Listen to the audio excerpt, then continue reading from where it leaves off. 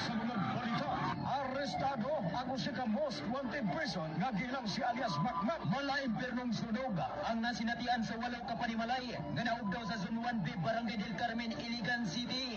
Nadapan ang usa ka lalaki nga gilang suspek sa tigbayuhot og drogang shabu atol sa gimong joint bypass operation. Matay ang usa ka lalaki ug samdan ang usa ka operatiba atol sa gimong casing og surveillance operation batok sa laing wanted person.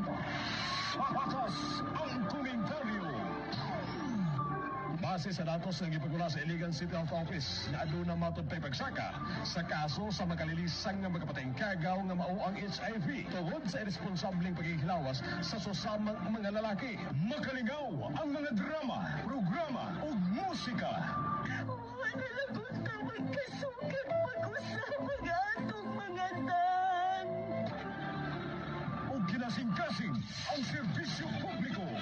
Ako si Milagros Cuenca Gumalal at kami nagpasalamat sa nadawat na desk assistance gikan sa Wonder Red Julialista Incorporated. Diyos atong alagaran, inaagi sinuray nga pagserbisyo sa iyang mga katawhan. Ang pinakamasaligan.